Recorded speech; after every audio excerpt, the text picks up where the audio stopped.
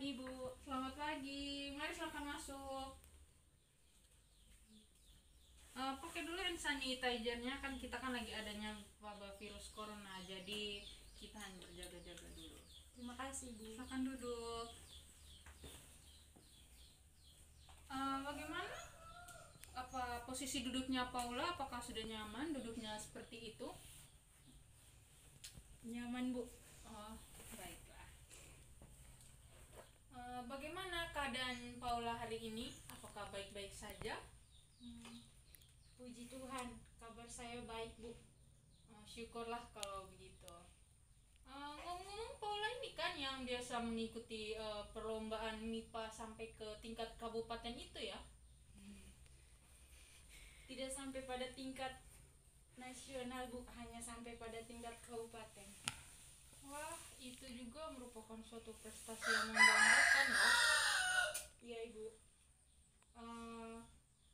Jadi, apa maksud dan tujuannya Paula datang kemari? Mungkin ada yang bisa Ibu bantu? Jadi, tujuan dan maksud saya datang ke sini yaitu saya ingin menceritakan masalah saya dan berharap agar Ibu bisa membantu menyelesaikan masalah yang saya hadapi. Baiklah kalau begitu. Tapi sebelum kita masuk ke topik permasalahannya Paula, bagaimana kalau kita menyepakati dulu waktu dalam kegiatan berkonseling ini supaya kegiatan berkonseling ini berjalan dengan efisien. Apakah Paula setuju dengan hal tersebut? Iya, Ibu, saya setuju. Baiklah. Jadi Paula menginginkan lamanya waktu tuh berapa dalam kegiatan kita hari ini?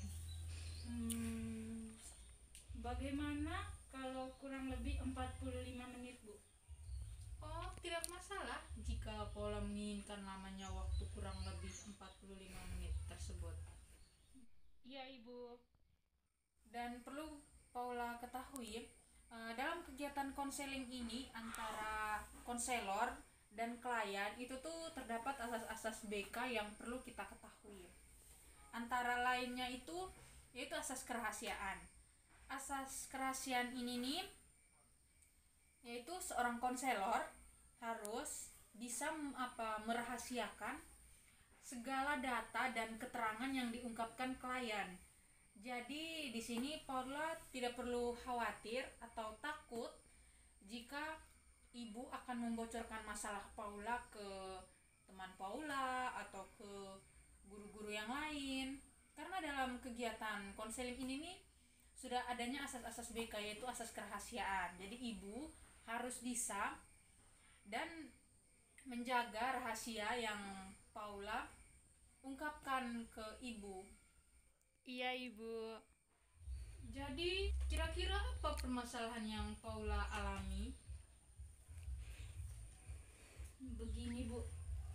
Saya sering merasa kurang percaya diri dalam mengeluarkan pendapat yang saya punya. Saya juga sering merasa malu untuk mengeluarkan pendapat tersebut. Jadi Paula ini tidak percaya diri dalam menyampaikan pendapat dan juga memiliki sifat pemalu ya. Iya. Kalau boleh tahu dalam hal apa saja yang membuat Paula itu merasa tidak percaya diri dalam menyampaikan pendapat tersebut?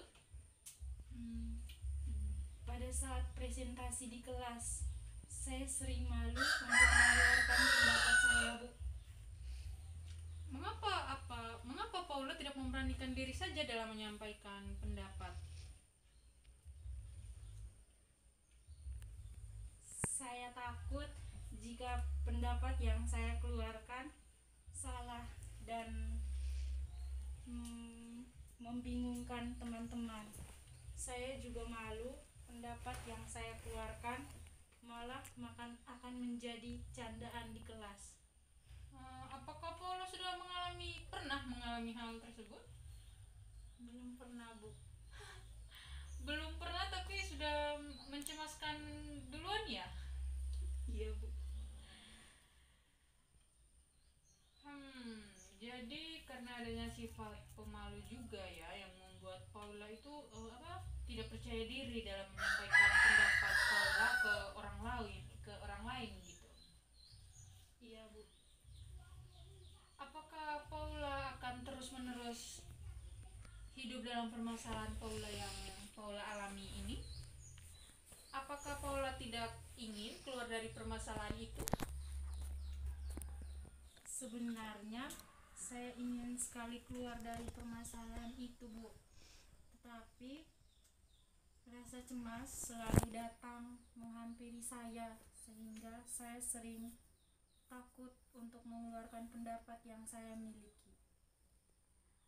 Begini, segala sesuatu yang kita rasakan itu dalam kehidupan sehari-hari ini kan muncul dalam diri kita sendiri, dan bagaimana cara kita sendiri dalam menyikapi hal itu. Apakah ingin terus-menerus hidup dalam masalah yang dialami, atau berpikir ingin keluar dari masalah tersebut? Saya ingin keluar dari masalah tersebut, Bu. Tapi bagaimana solusi yang dapat Ibu berikan kepada saya? Pertanyaan yang bagus itu, Paula. Begini, dalam kegiatan konseling ini, Ibu sebagai konselor itu tuh hanyalah fasilitator, bukanlah solutor. Jadi yang memberikan mencari solusinya itu tuh Paula sendiri, bukan Ibu. Begitu. Oh, jadi solusinya harus dari saya sendiri, Bu. Iya, Paula. Kira-kira apa solusi yang tepat yang Paula ambil untuk menyelesaikan masalah Paula ini?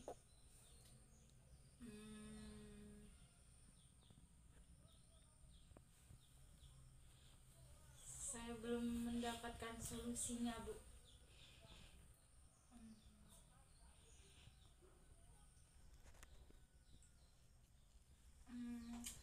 Yang saya pikirkan cuma satu, Bu.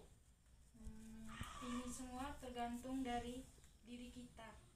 Bagaimana kita menumbuhkan rasa kepercayaan diri di dalam diri kita sendiri. Karena begini, Bu, kami semua masih dalam proses belajar. Jadi kesalahan yang kami buat itu adalah suatu hal yang wajar. Ya, betul sekali, Paula.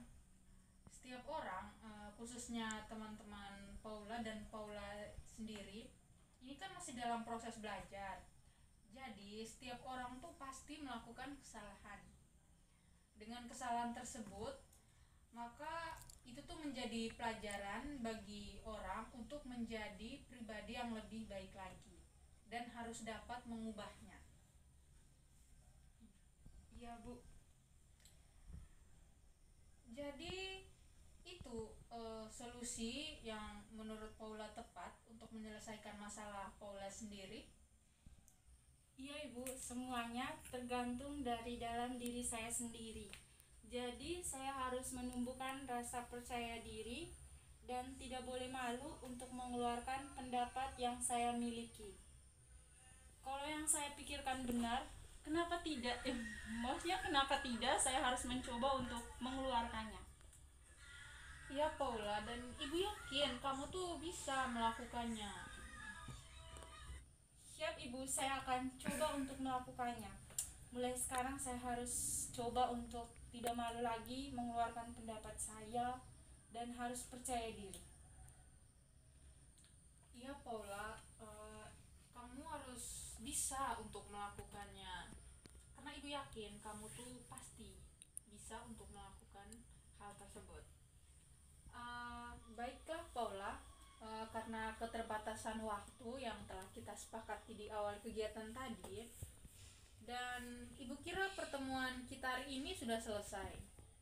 Bagaimana kalau kita melanjutkan di pertemuan berikutnya di hari yang sama dan jam yang sama? Apakah Paula keberatan? Sama sekali tidak keberatan, Bu. Baiklah, kita melanjutkan pertemuan berikutnya di hari yang sama dan di jam yang sama. Oke, baiklah Paula. Baiklah, kalau begitu, Bu, saya kembali ke kelas dulu ya, Bu. Terima kasih, Bu. Iya Paula, sama-sama. Mari Ibu antarkan